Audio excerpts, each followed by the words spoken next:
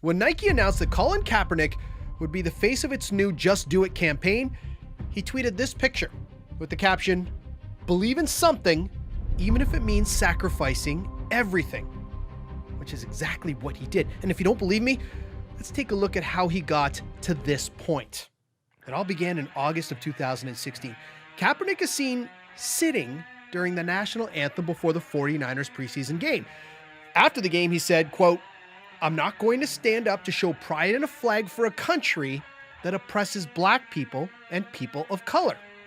A few days later, he decides he's going to kneel instead of sit because it shows more respect for current and former members of the military. Within weeks, Kaepernick reveals he's been receiving death threats for his protests. But the day after making this announcement, Time magazine puts Kaepernick on their cover. Fast forward to March of 2017. Kaepernick decides he's going to opt out of his contract with the 49ers and test out free agency. After all, a 7-year vet who's been to the Super Bowl and just threw 16 TD passes has to have some suitors, right?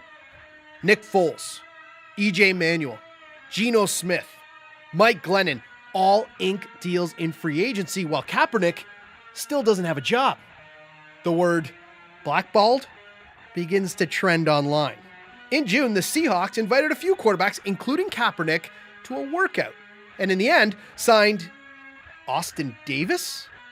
NFL Commissioner Roger Goodell continues to say NFL teams are making, quote, football decisions. September of 2017.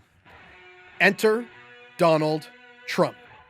In a series of tweets and this comment at a rally in Alabama, "Wouldn't you love to see one of these NFL owners, when somebody disrespects our flag, to say, 'Get that son of a bitch off the field right now, out, he's fired. He's fired!'" Trump makes his opinions on the protests pretty clear. The number of players who immediately joined Kaepernick's protest goes through the roof, but his job offers do not. October 15th, 2017. Kaepernick files a collusion grievance suit against the NFL, saying he hasn't been signed because of his protests. Players around the league continue protesting, and in May of 2018, the league announces a new policy. In short, you can stay in the dressing room during the anthem, but if you come to the field, you have to stand. It takes less than 2 weeks for the NFLPA to challenge this policy, and both sides agree to put it aside, at least for now. Finally, August 31st, an arbitrator denies the NFL's request to dismiss Kaepernick's case, saying there's enough evidence to send the case to a full hearing. And that brings us to this point. Kaepernick as the face of Nike's campaign. Some like it, others don't. One thing is for sure, he believed in something and sacrificed everything.